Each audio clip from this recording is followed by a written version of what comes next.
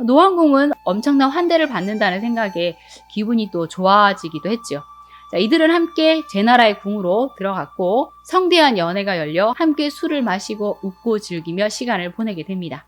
자, 그렇게 밤이 깊어 노환공은 숙소로 돌아갔는데 문강은 오랜만에 만난 친척들과 더 이야기를 나누고 싶다며 남게 됩니다. 그런데 제양공이 미리 문강을 위한 내실을 따로 마련해 놓고 있었고 이윽고 제양공과 문강이 함께 그 내실로 들어가게 됩니다. 자, 이렇게 다시 만난 제양공과 문강은 또 뜨거운 밤을 보내며 넘지 말아야 할 선을 넘게 되죠. 자, 술에 취해 잠이 들었던 노환공은 문강이 돌아오지 않았다는 것을 알게 되자 뭔가 쏴한 기분을 느끼게 됩니다. 그래서 시종에게 문강이 간밤에 어디서 잤는지 알아보라고 합니다. 그리고 문강이 밤새 제양공과 함께 있었다는 것을 알게 되고 믿기 힘든 현실을 마주해야만 했죠. 아, 이들은 단순한 남매의 정을 나눈 것이 아니구나 라는 직감을 하게 됩니다. 그리고 시치미를 뚝 떼며 돌아온 문강을 추궁하기 시작했죠. 왜 이제 오는 것이오? 도대체 어디서 잤소? 누구랑 있었던 것이오? 당신 오빠랑 당신 무슨 사이요? 하면서 말이죠. 그런데 문강은 딱 잡아떼며 아니 도대체 왜 이래요? 나 예전에 같이 있었던 궁녀랑 있다가 왔단 말이에요. 라며 거짓말을 했는데 계속된 추궁에 눈동자가 흔들리고 말을 더듬고 눈물을 보이자 자신이 짐작한 것을 확신하며 분노하게 됩니다. 자, 그 시각 제양공 역시 노환공의 낌새가 이상한 것을 눈치채고 시종에게 몰래 노환공과 문강이 무슨 얘기를 하는지 엿듣게 하는데요. 두 사람의 대화를 전해 듣고 다 탈로 났구나 어떡하지 하며 난감해합니다. 애옥의 눈이 멀어 시집을 간 여동생과 쾌락을 나누긴 했지만 이 사실이 알려지는 날에는 자신의 부도덕함을 비난받게 되고 여동생은 내침을 당하게 되고 또 이 추진하고 있는 혼사도 물 건너 가게 될 것이 뻔했으니까요. 제양공은 고민 끝에 결심을 합니다. 노환공을 노나라로 돌려보내지 않기로 말이죠. 분노한 노환공, 그 자리에서 제양공에게 따질 수도 있었지만 제나라에서 제나라 군주에게 이런 일을 따졌다가는 무슨 일이 벌어질지 모르는 상황이어서 일단 노나라로 돌아가서 사태 정리를 할 생각으로 그만 귀국을 하겠다라고 제양공에게 알립니다. 그런데 제양공은 아무것도 모르는 것처럼 이대로 보내기에는 내가 너무 아쉽지 않냐. 내가 환송연을 열어줄 테니 마지막으로 꼭 참석을 해라 라는 말을 합니다. 그리고 이 연회에서 노환공은 몸을 가누지 못할 정도로 술을 마시게 되는데요.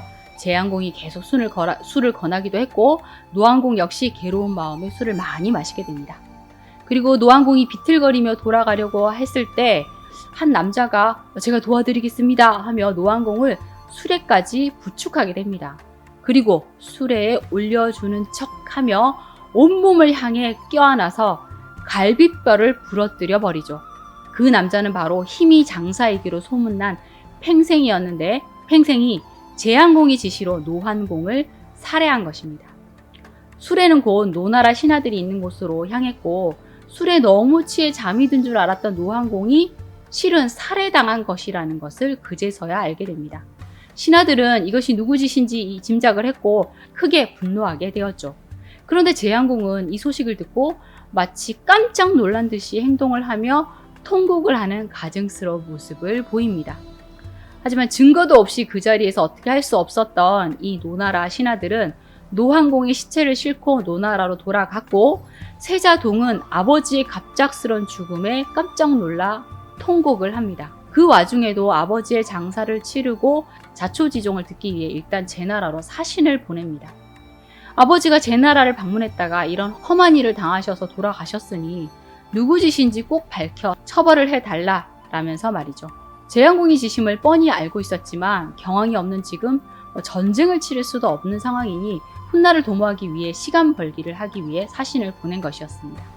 그런데 제양공은 팽생이 지난날 전투에 나섰을 때 노나라 군에게 활을 맞아 부상을 입은 적이 있는데 그 원한으로 노환공을 죽인 것이라며 팽생에게 죄를 뒤집어 씌웠고 서둘러 팽생을 처형하고 그 목을 노나라로 보냅니다. 사실 기록마다 조금씩 다르긴 한데 힘만 세고 생각하는 것이 단순했던 이 팽생이 제한공의 동생이라는 설도 있고 아들이라는 설도 있습니다. 동생이든 아들이든 자신의 죄를 덮기 위해 팽생을 죽인 것은 사실이죠. 세자동은 이것이 눈 가리고 아웅이라는 것을 잘 알고 있었지만 팽생마저 죽어 진실을 알 수 없는 상황에 제나라를 추궁할 수도 없었죠. 그리고 이 와중에 아버지를 대신해서 제한공과 주왕실 왕녀와의 이 혼사를 또 진행을 해야만 했었는데요. 당시 주나라 환왕이 사망을 하고 그의 아들인 장왕이 그 뒤를 잇고 있었는데 세자동은 상중이라는 핑계를 대고 상대부 전손생을 주나라 장왕에게 보내서 혼사를 진행하게 합니다. 이때까지 문강은 제나라에 남아 있었는데요. 문강이 계속 제나라에 머문다면 의심이 더 커질 수 있는 상황이어서 결국 노나라로 향하게 되는데 가는 도중 제나라와 노나라 국경 사이에 있는 작당에 도착을 하자 노나라로 넘어가지 않고 그곳에 머무르기로 결심합니다. 나는 원래 한적한 곳을 좋아했는데 궁궐은 너무 사람이 많아서 머리가 아팠다. 그래서 이 한적한 작당에 머물기로 했다 하더라 하며 세자동에게 편지를 보냅니다. 세자동은 잠시 고민을 하죠. 아버지를 죽게 만든 원수이지만 또 자신을 낳아준 어머니. 차라리 노나라로 돌아오지 않는다면 사실 여부를 따지고 추궁하고 죄를 묻는 것을 하지 않아도 되겠다 싶어서 차라리 그러면 그 작당에 머무르시라 라고 허락을 하게 됩니다. 그리고 세자동이 노나라의 군주 자리에 오르니 그가 바로 노나라 노장공입니다.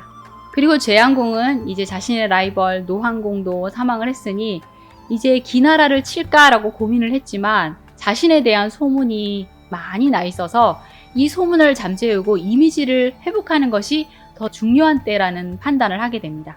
자, 그래서 정나라로 눈을 돌려서 정나라와 친교를 맺고 싶다는 유인을 해서 정나라 군주가 된 공자미 그리고 제족 고거미를 위나라 수지에서 만나기로 합니다. 공자미와 고거미는 잘됐다. 그렇지 않아도 군이 자리를 찬탈했다면서 다른 제후국들에게 왕따를 당하는 중이었는데 제나라가 이렇게 탁 손을 내밀어 주니까 만나서 잘 풀면 되겠다 하며 들뜨며 좋아합니다. 하지만 산전수전 다 겪은 제족은 이거 뭔가 이상하다. 이건 함정이다. 라는 것을 직감하면서 이 회담에 나가는 것을 반대하는데요. 공자미는 뭘 그렇게 예민하게 굴어 하며 이 말을 듣지 않습니다. 결국 제족은 저는 몸이 아파서 밖에 나가지 못하겠습니다 하며 두문불출하며 집안에만 있게 되고요. 공자미와 고거미가 이 제한공과 회담을 하기 위해서 수지 땅으로 가게 되는데 당연히 이것은 함정이었습니다. 제한공은 군주를 시해한 죄를 물어 그 자리에서 고거미를 잡아 거혈형을 내렸고 공자미는 그 자리에서 목을 베어버립니다. 정나라는 이 일로 일대 혼란이 일게 되었는데요. 이 진나라에 가 있던 공자의를 데려와 다시 군위에 올리게 되었으니 그가 정자가 됩니다. 자, 이렇게 제한공은 군주를 죽인 자를 벌줌으로써 자신의 위신을 세우고 곧바로 이제 기나라를 치기로 합니다. 기나라는 바로 노나라에 지원 요청을 했지만 노장공 역시 불시에 아버지가 돌아가시고 군위에 오른 지 얼마 되지 않아서 상황이 여의치 않아서 정나라에 또 도움을 요청하는데 정나라 역시 상황이 좋지 않았죠. 결국 노나라는 기나라 지원을 포기했고 제한공은 단숨에 기나라로 쳐들어갑니다. 기나라는 제대로 싸워보지도 못하고 바로 항복을 하게 되어 제나라의 수중에 떨어지게 되죠. 자, 이렇게 제한공은 아버지의 한을 풀어주게 되었네요. 제한공과 결혼한 주나라 왕녀 왕희는 맑은 물과 같은 성품의 여인이었는데 시집을 온 지 얼마 되지 않아 제한공과 문강의 일을 알게 됩니다. 워낙 소문이 많이 나 있었으니까요. 왕희는 너무나 큰 충격을 받아서 속병을 앓다가 1년도 되지 않아 세상을 떠나게 됩니다. 그런데 그 이후 제한공은 소문에 대한 이 두려움을 다 떨쳐버린 것인지 문강이 있는 작당으로 출근 도장을 찍습니다. 기나라를 복속시킨 후에는 노나라의 움직임을 살펴야 한다며 노나라 국경을 따라 이동을 했는데 이때 문강과 함께였고 문강과 제한공은 이후로도 부부처럼 지내게 됩니다. 문강은 또 자유롭게 제나라 도성을 드나들게 되었죠. 제한공의 이런 페루나와 같은 모습은 그의 사적 영역인 것이고 그것과 별개로 제나라는 정나라를 이어 중원 최대 강국으로 우뚝 서게 됩니다. 하지만 그 사이 또 초나라가 서서히 힘을 키워 나가고 있었는데 제한공은 자신이 중원의 주인이라도 된 양 우쭐하며 자만하게 됩니다. 문강과 계속 미래를 즐기고 또 그 외에 다른 여인들을 맞아 또 즐기는 모습을 보였고 또 폭정을 일삼게 됩니다. 자, 그러다 연친과 관지부라는 장수가 제한공의 사촌 공손무지를 꼬셔서 반란을 일으키게 되는데요. 제한공은 이들에게 죽임을 당하게 되죠. 제한공이 이들에게 죽임을 당하는 내용은 다음 편 이야기인 애강편에서 자세히 풀어보도록 하겠습니다. 자, 이렇게 제한공이 사망을 하고 홀로 남은 문강, 몸이 많이 아픕니다. 밥도 못 먹고 잠도 못 자고 나날이 수척해져 갔죠. 오빠인 제한공이 사망을 해서 너무 슬펐던 것일까요? 노장공은 어머니가 많이 편찮으시다는 소식에 의원인 거의를 보내서 진맥을 하게 했는데요. 자, 진맥 결과 문강의 병은 음욕을 풀지 못해 생긴 병이라고 합니다. 문강은 의원이라면 응당 병을 고쳐야 하는 것이 아니냐 하며 이 의원 거의를 덮치게 됐는데 거의는 문강도 무섭고 노장공도 무서워서 자신의 나라인 거나라로 도망을 쳤다고 하는데 문강이 거나라까지 쫓아가서 음욕을 풀었다라는 이야기가 있습니다. 하지만 거의는 문강의 상대가 되지 못했죠. 할 수 없이 노장공은 어머니의 남자친구가 되어줄 남자를 또 구했는데 정력이 세다고 소문이 난 백정을 문강에게 소개시켜 주었다고 합니다. 자, 이렇게 문강은 아들의 도움으로 음욕을 풀고 즐기다가 종국에는 천식으로 사망을 했다고 하는데 죽기 전에 노장공에게 꼭 애강과 결혼을 해라 라는 유언을 남기며 파란만장한 생을 마감했다고 합니다. 애강이라 그녀는 또 누구일까요?